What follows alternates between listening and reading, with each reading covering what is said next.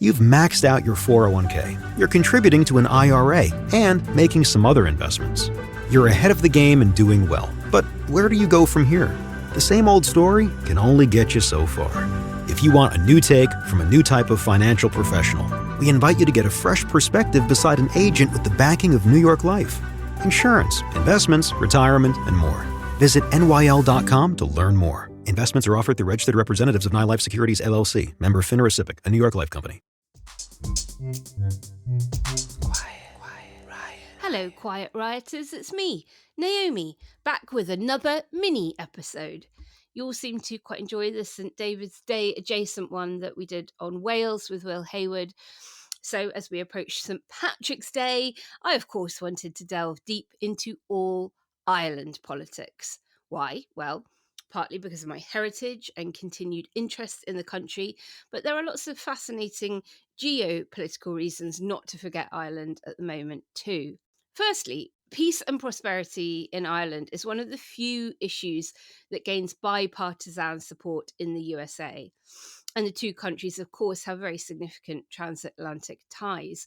But what you might not know is that Ireland is the sixth largest investor into the US, with the top 100 Irish companies alone in the US employing well over 100,000 people.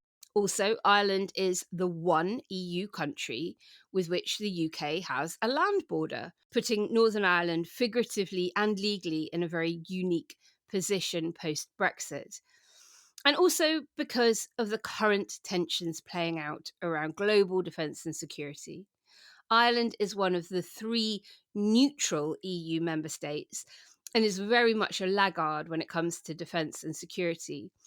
Its neutrality has left its army and navy depleted, meaning it has very little to bring to the current EU-wide defence plans being talked about, despite imminently taking on presidency of the EU Council later this year. So in the episode that follows, I'm going to be joined by Mary C. Murphy, who is Professor of Political Science and Director of the Irish Institute at Boston College in Massachusetts. She has researched extensively and published all about Ireland, Northern Ireland and EU politics, and has a really strong emphasis in her work on the Brexit period. And in fact, her most recent book that will pop into our bookshop, A Troubled Constitutional Future, Northern Ireland After Brexit, was written a couple of years ago and co-authored with Jonathan Evershed. So there is literally no one better informed to help talk us through the state of the country, north and south, and its place in the world. And Mary is also an expert on the public's view of the constitutional future of the island, how Ireland has changed in recent years, and crucially, what the next generation think about the troubles of the past and hopes for the future in both parts of the country. So snuggle up, turn the volume up, and I hope you enjoy the show. And I'll be back once I've recorded with Mary. Welcome, Mary. Thank you so much for joining us. Where in the world are you at the moment? I'm with you from Boston at the moment. I was in Ireland for a few days last week. It's spring break here in Boston College. So I just got back last night, but the jet lag is wearing off, Naomi. Oh, bless you. Okay, well, thank you ever so much for joining us, given that you're probably completely all over the place body clock-wise, and fascinating that you've been in Ireland so recently to give us all of that intel. And I'd love to start, if I may, with domestic politics, because the last time we recorded a Quiet Riot special on Ireland, you hadn't yet had the election, and you have now, and it's resulted in another Fianna Fáil, Fine Gael coalition against Sinn Féin. And I'd love to ask you, Mary, from an outsider's perspective, it feels like a lot of people are unable to distinguish now between Fine Gael and Fianna Fáil on various issues, and that many of the old kind of Civil War divisions are pretty much feeling like ancient history to the average Josephine. Would you say that's a fair view, or is it just the ignorance of a Brit like me? No, I certainly don't think it's a case of ignorance. I think there is absolutely 100% something in that view. Fianna Fáil and Fine Gael are two parties whose origins are rooted in the history of the Irish state and their differing positions on partition. But in the period since then, both of these parties do seem to have converged to some extent in terms of their political orientation and their ideological orientation and their various different positions on different public policies. Fianna Fáil is probably slightly more centre than Fine Gael, which is probably slightly more right of the political spectrum, but in a way that there is, to a certain extent, a splitting of straws on that particular distinction. So I don't think it's unreasonable at all that people would see that these two parties are very similar and might query why they haven't merged or allied with each other to form a single and larger political unit. But the truth is that the history of these two parties still does have some, I guess, a degree of relevance. I think both of these two political parties, in terms of their support base, the distinction between them and its historic context is still felt and respected. How does that manifest? Like, is it like one totemic issue, or is it a few sort of splitting hairs issues over tax and spend versus, a bit more of a sort of safety net for the deserving, that kind of issue? I think it's a little bit of all of that, really. On the bigger economic and socioeconomic questions, they're largely on the same page, although, as you say, there is some splitting of hairs. So the differences between them are really quite slim. And we've seen that practically in terms of the fact that in a historic moment a number of years ago, both political parties agreed to cooperate with each other in terms of forming a government. And that then was followed by a more formal coalition arrangement back in 2020. And then that's been repeated in 2024. So what's interesting is that these two political parties in those cooperation and coalition arrangements have been very successful in terms of providing stability. Yep. And their governments have been pretty much long term. They've gone the distance of almost 5 years in the case of the last government. So despite their, slim differences, they still have their own identities. They still appear to appeal to different types of voters, although even that is questionable in the more recent times as well. In the final analysis, they are two political parties in a multi-party system, which are capable of delivering stable government over the long term. And that's perhaps their biggest and most significant contribution to Irish politics in recent years. Well, let's go to the north of Ireland, where stability hasn't always been in such tall order. Talk us through the latest state of play installment. I saw that this week the Northern Ireland Executive's programme for government was approved by a majority of MLAs. I think it was 70 votes to 10. Are we now finally seeing a sense of stability returning to Stormont, not just in the south of Ireland? Well, I think the resurrection of the Northern Ireland Executive was very, very welcome. And the agreement on this programme for government is particularly welcome. It's been almost a year in the making, though, and it's the first programme for government in Northern Ireland in about 10 years. So for all those reasons, it is very, very welcome. And it's an interesting document. It's a reasonably strong document. It has 9 main themes. And what's interesting about these themes is that they touch on public policy issues. Those issues that we might equate with normal politics, in inverted commas. Things like healthcare and waiting lists and education and police numbers. There's commentary on social housing and violence against women. So there's an awful lot in there that speaks to a Northern Ireland which is changing and which is moving away from a heavy emphasis on the constitutional question. So that's particularly welcome. But the programme for government has also been criticised. There's an awful lot to do. The next election in Northern Ireland is in 2027. So there's a short window within which the current executive can actually achieve its aims and ambitions as set out in the programme for government. And there's big questions as well about its budgetary ability to deliver these promises. And that's because of the governance arrangements in Northern Ireland, which mean that there is very heavy reliance on London for budgetary support. So there's some who have been critical of the programme for government, but that criticism really it's grounded in what's in the document. It's grounded in criticism about budget. It's grounded in criticism about emphasis. So we are seeing some movement away from those historic issues which were so divisive in terms of public and political division and commentary. that's certainly to be welcomed that we've got this programme for government, and that it got such a strong vote as well in the Assembly, 70 to 10, as you said. Absolutely. And look, we are going to come back to constitutional issues as much as it is good news that perhaps that the politicians in Stormont are not focusing all of their time and attention on it. And I know that this is something you follow closely, public opinion on constitutional issues.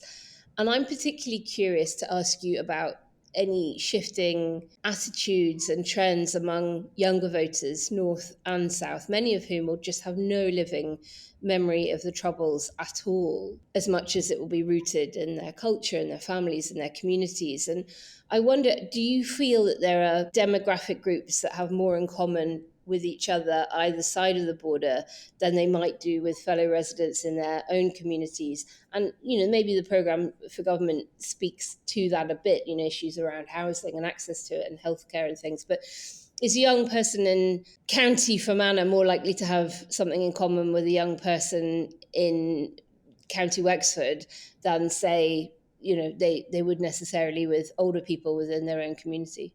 I think there is something in that. We don't have extensive polling on young people's attitudes in Northern Ireland on the constitutional question in particular, or even on some of those public policy issues that you've highlighted there. But it does appear to be the case in some of what we do have access to, that younger people, they are less focused on the constitutional issue. They're less focused on issues around religion and identity. And they're much more focused on issues related to, their own well-being, whether that's in relation to housing or education. They're concerned about what's going on in the world around them. In the recent past, they've had queries about, equality, same-sex marriage, abortion, etc., etc. And in many ways, they're the kinds of issues that connect young people across the border. And they're the same kinds of themes that we see being articulated north and south of the border by younger people in particular. Now, that being said, I think for young people in Northern Ireland, and I think it's something we're perhaps not sufficiently attentive to sometimes, although they may have no living memory of the conflict, they have still grown up in a society which encounters division. Yeah. They've been through schooling where education is segregated. And many of them will continue to carry some of the trauma of the conflict, which is passed through the generations. They do have specific experiences of conflict and the legacy and the aftermath of conflict, which isn't necessarily shared by younger people on the southern side of the border. So I think that's quite interesting, and I think that's something that's perhaps insufficiently understood and appreciated when we talk about young people in Northern Ireland. Their rates of suicide are higher, and their rates of underachievement in some settings are higher as well. And there are particular cohorts of young people, maybe more so in the Protestant working class communities, who just haven't done as well as their counterparts in Catholic communities. I mean, I feel it so acutely when I go to North and South, and particularly as I cross the border, the wealth in the South by comparison to the North. And now I know that the South has huge issues around, income inequality, wealth inequality, and the redistributive effects of it. But the quality of the roads in the south of Ireland are unrecognisable from when I was growing up in the 90s. Whereas the poverty and the really extreme poverty you can see in the city of Derry, and then you cross the border into Donegal, and all of a sudden it feels a lot wealthier. So I can imagine that there is something in that as well. And you talked about, some younger people feeling really quite left behind in Northern Ireland by comparison to their contemporaries in the South who are now living longer. I mean, I saw data out this week that shows that for the first time in a very long time, probably since records began, that your life expectancy in the South of Ireland is now higher. That's right. Educational outcomes are better. Health outcomes are better.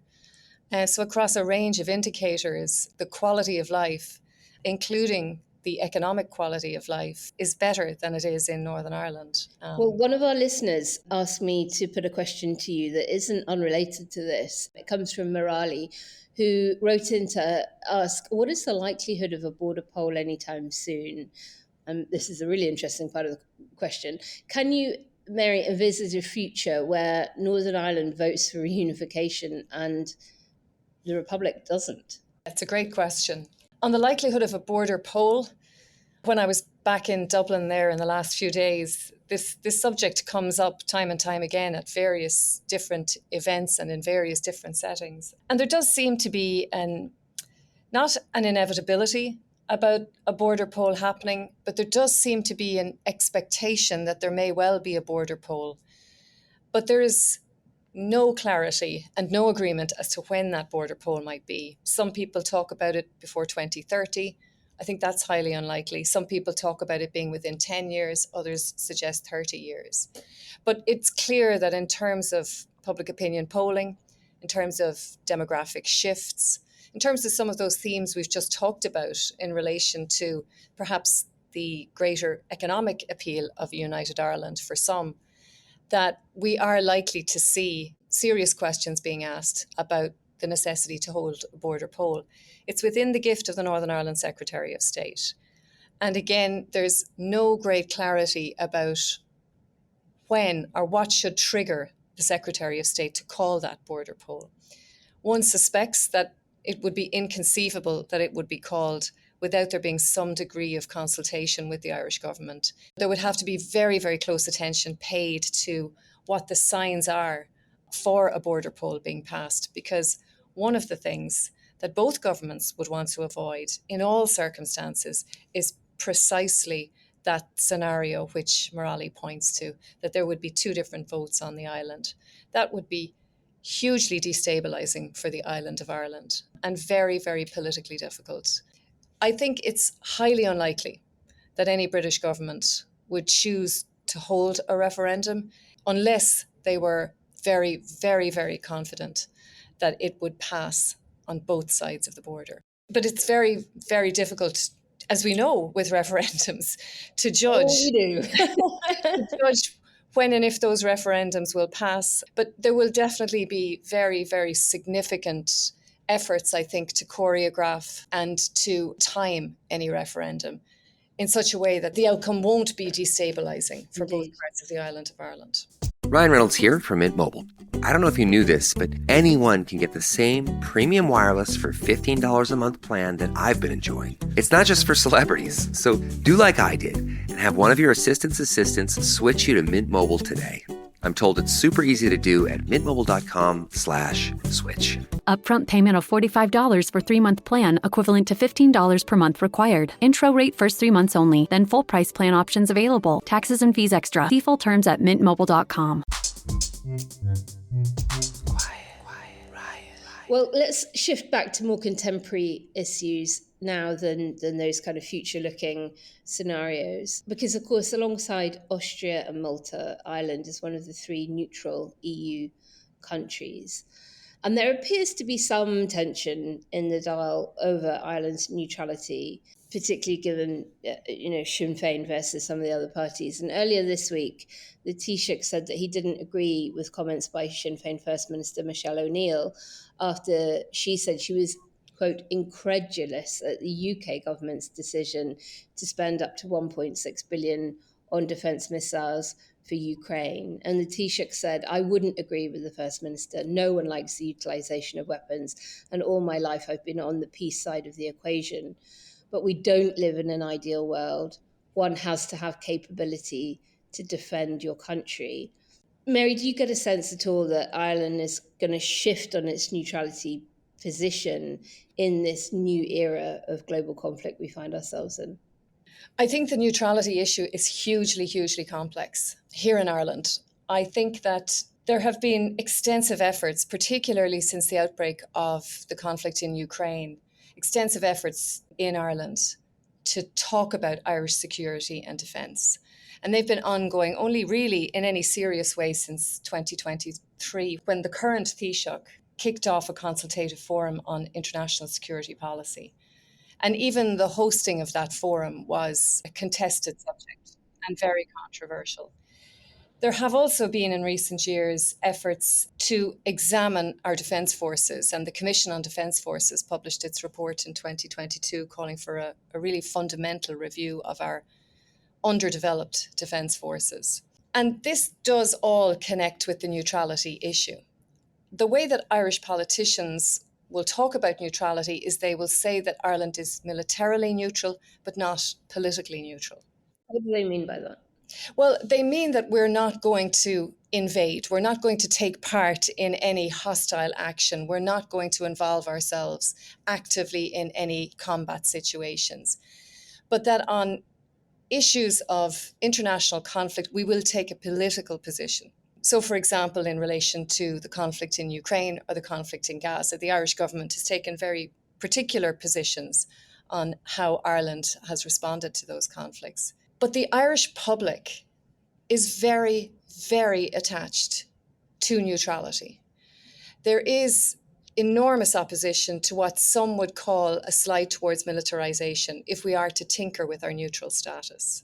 We have a very complicated historical attachment to neutrality, and a lot of that is linked to, our conflict with the UK over many years, the conflict in Northern Ireland, our neutrality during World War II, our emphasis on our UN peacekeeping role, our neutrality during the Cold War as well. So there is no appetite, no public appetite for Ireland to renege on its neutral status. But of course, that cannot be divorced from the unprecedented times in which we live and the fact that we are going through a period of extraordinary geopolitical turbulence. And although Ireland is situated on the western border of the European Union, we are still impacted by all of the conflicts that are raging around the world. And there's certainly a political realisation, especially within Fianna Fáil and Fine Gael, that Ireland's security and defence capacity is weak, that there has to be some change. And some of that change has started, proposed changes to the triple lock that would remove the requirement for UN approval when we deploy Irish states outside the state. And I think there's an acute awareness as well on the part of the governing parties that other EU member states are becoming increasingly anxious and concerned about the conflict in Ukraine and the election of President Trump in the United States. And with that, I think there really is a creeping animosity and even a resentment towards Ireland's failure to grapple with really what's an existential crisis facing other member states, particularly on the eastern borders. And to some extent, Ireland is being seen as a freeloader by these states because it is availing of the protection and security that the European Union supplies, but it is not contributing in any meaningful way to that security effort. Ireland spends somewhere in the region of 0.2% of its GDP on defence. Yeah. And that's in stark contrast to what you're spending in the United Kingdom and to what most of our European neighbours are spending, including those who are neutral. Those countries, they do have much more advanced defence forces than we have. So it's hugely complex, but much of it has been brought to the fore and it is crystallised in the context of the much broader, much more complex and much more dangerous geopolitical environment in which we live.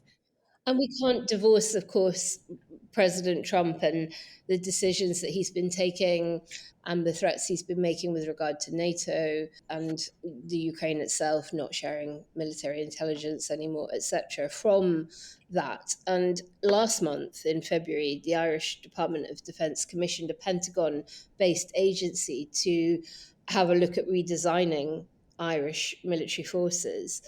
Is that still a good idea given Trump's aggression towards the EU?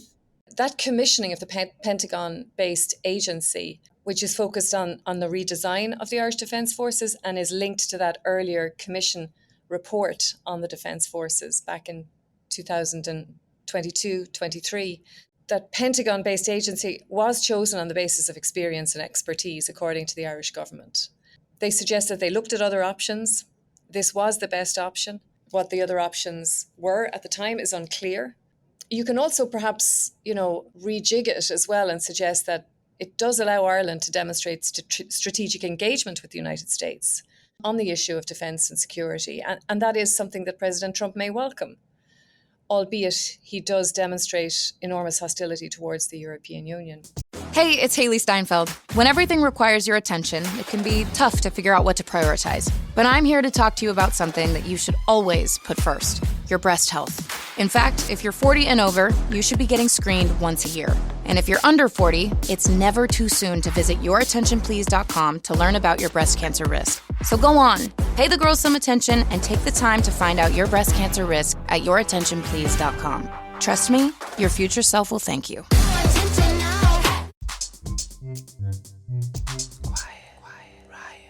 Well, he is certainly not demonstrating any hostility when it comes to the rapidly approaching day of American festivity. Of course, I am talking about St. Patrick's Day, one of their favourite holidays. And the Taoiseach, Micheál Martin, was invited to the festivities at the White House, and he replied warmly to the invite a month ago.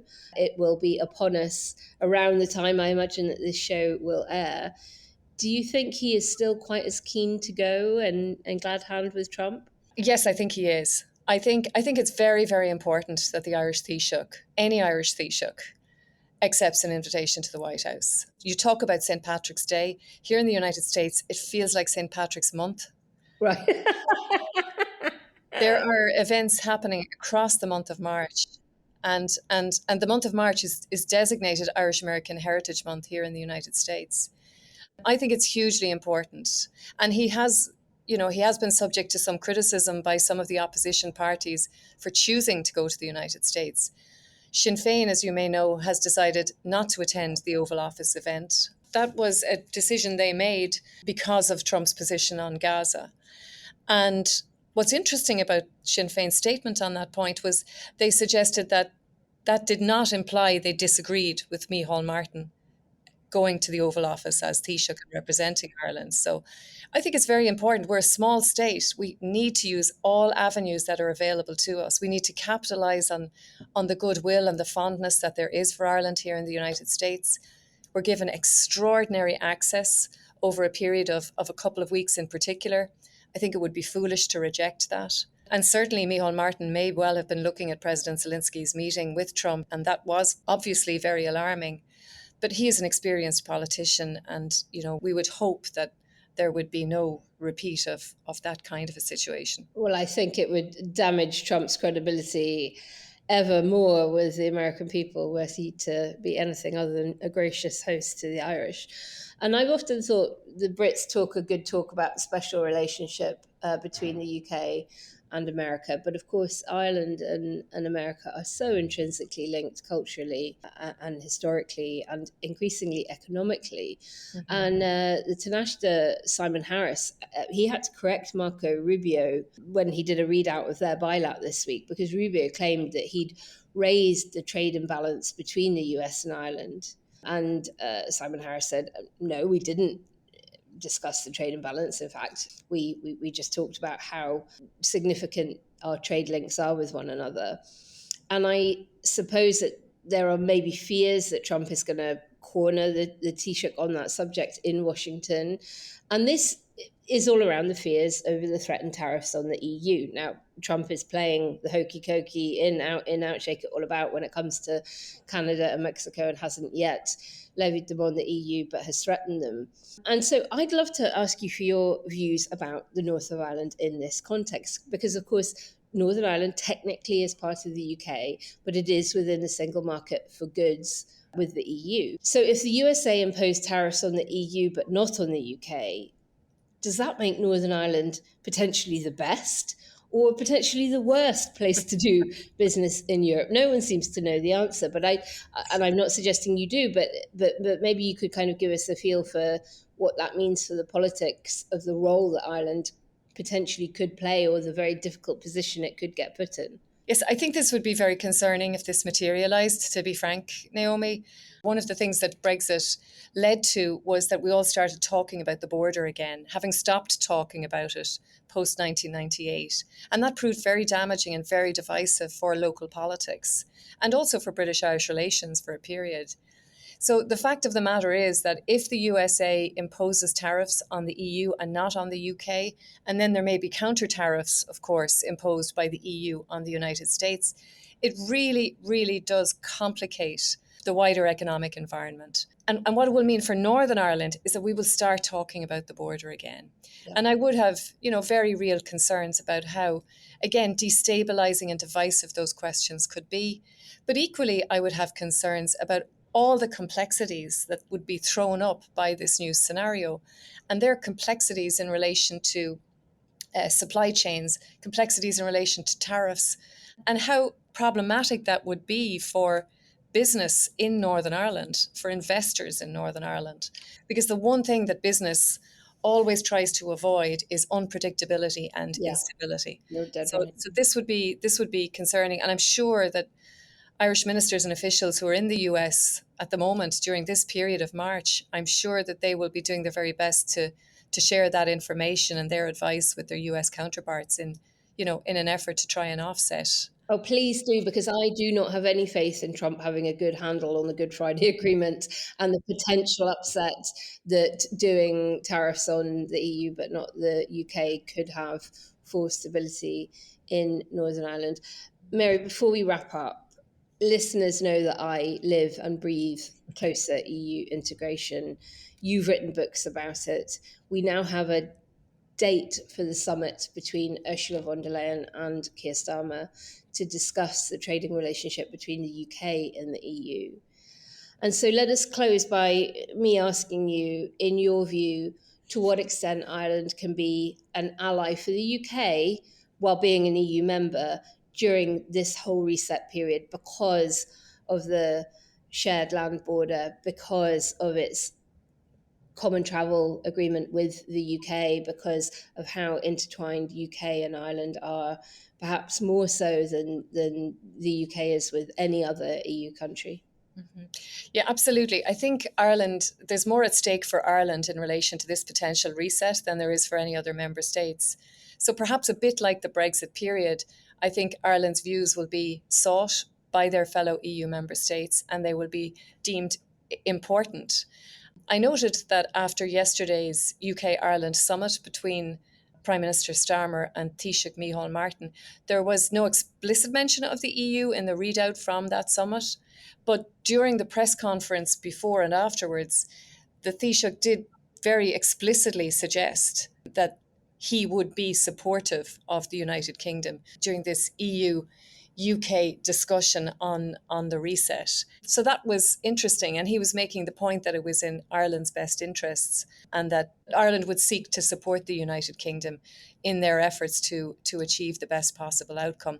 But like you say, there's a balancing act here for Ireland. Ireland remains within the European Union. There are sort of wider political developments where, as I mentioned earlier, our fellow EU member states are not entirely happy with us, particularly on the issue of defence and security. So whereas there was tremendous goodwill towards Ireland during the Brexit negotiating period, I'm just not persuaded that that same level and intensity of goodwill is there amongst our European partners. So how much leverage and agency Ireland will have in promoting its own interests and thereby perhaps also promoting the UK's interests, I think is something that we'll have to watch closely. Well, Mary, thank you so very much for making your Quiet Riot debut. And I really do hope that you'll come back on again and keep us updated and apprised of everything happening in terms of economics and politics and geopolitics on the island of Ireland. Thank you, Naomi. It was a pleasure. Quiet Rioters, thank you for tuning in. I hope you enjoyed the show.